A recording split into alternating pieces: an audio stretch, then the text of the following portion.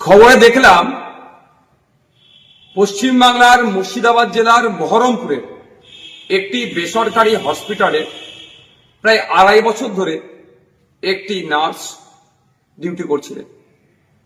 হঠাৎ তার হিজাব পরার কারণে তাকে বরখাস্ত করা হয়েছে, অর্থাৎ চাকরি থেকে তাকে চাকরিচ্যুত করা হয়েছে, চাকরি থেকে বাদ দেওয়া হয়েছে। আমি ভেবে অবাক হচ্ছি আমরা কোন রাজ্যে বসবাস করছি। একজন নার্স, তার কাজ হচ্ছে ডিউটি করা, যতটুকু ডিউটি হওয়ার আছে করবেন, পরিষেবা দেবেন। সে হিজাব পরে থাকলো, মাথায় সিঁদুর থাকলো, বা হাতে শাখা পালা থাকলো, এটা ম্যাটার করে না।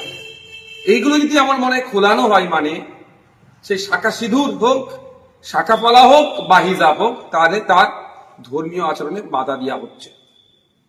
আমরা কোন রাজ্যে বসবাস করছি? এই দিন দেখার জন্য কি সংখ্যালঘু মুসলিম সমাজের মানুষেরা, ধর্মনিরপেক্ষ মানুষেরা তৃণমূলকে ক্ষমতায় তৃতীয়বারের জন্য এনেছিল? এই যেন মনে হচ্ছে অঘোষিত বিজেপি রাজ্যে আমরা বসবাস করছি। কখনো ওয়াকফ আন্দোলন করতে গেলে আটকানো হচ্ছে, কখনো তিলোত্তমার বিচার ঠিকঠাক বিচার চাইতে গেলে মিথ্যা মামলা দেওয়া হচ্ছে। হাসতালিতে আমার বোনটা এখনো বিচার পেল না। একের পর এক 26,000 চাকরি বাতিল হচ্ছে দুর্নীতির জন্য। ঠিক উত্তরপ্রদেশের চাকরি দুর্নীতি বাতিল হয়েছে। যেন অঘোষিত বিজেপি রাজ্যতে আমরা বসবাস করছি। আমরা এই কাণ্ডের জন্য চরম ধিক্কার নিন্দা জানাচ্ছি। অবিলম্বে স্বাস্থ্যমন্ত্রী তথা মুখ্যমন্ত্রীকে এই বিষয়ে হস্তক্ষেপ করতে হবে, এর কড়া একটা বিহিত করতে হবে। সাথে সাথে আমি হসপিটাল কর্তৃপক্ষকে বলবো, যে এই ধরনের নির্দেশনা দিয়েছে তার বিরুদ্ধে ব্যবস্থা গ্রহণ করুন। অবিলম্বে এই ধরনের অবাঞ্ছিত মন্তব্য, অসংসদীয় মন্তব্য, অসাংবিধানিক মন্তব্যকে আপনারা প্রত্যাহার করুন। কারণ ক্লিনিক্যাল এস্টাবলিশমেন্ট অ্যাক্টে কোনো জায়গায় উল্লেখ নাই যে হিজাব পরে ডিউটি করতে পারবেন না একজন নার্স, বা শাখা পরে পালা পরে ডিউটি করতে পারবেন না, এই ধরনের উল্লেখ নাই। তাহলে আপনারা কে?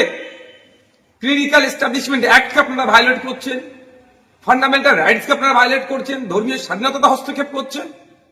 এগুলো মেনে নেওয়া যায় না। আর এটা নতুন নয়, এর আগে অধ্যাপিকাকে অপমানিত হতে হয়েছে।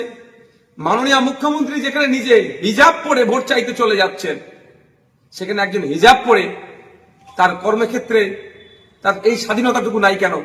ঠিকঠাক করে কাজ করতে পারছে, তাকে চাকরিচ্যুত হতে হচ্ছে। এ অন্যায় মেনে নেওয়া যাবে না। আমি ধর্মনিরপেক্ষ মানুষকে বলবো, আমরা ভুলে যাচ্ছি না এই রাজ্য সরকারের আমলে চাকরি নিয়োগ পরীক্ষাতে আমার হিন্দু সমাজের মা বোনেদেরকে শাখাপালা বলে খুলে পরীক্ষা কেন্দ্রে ঢুকতে বাধ্য করেছিল। নওশাদ সিদ্দিকী তখনও প্রতিবাদ করেছে। এখন মুসলিম সমাজের একটি মহিলাকে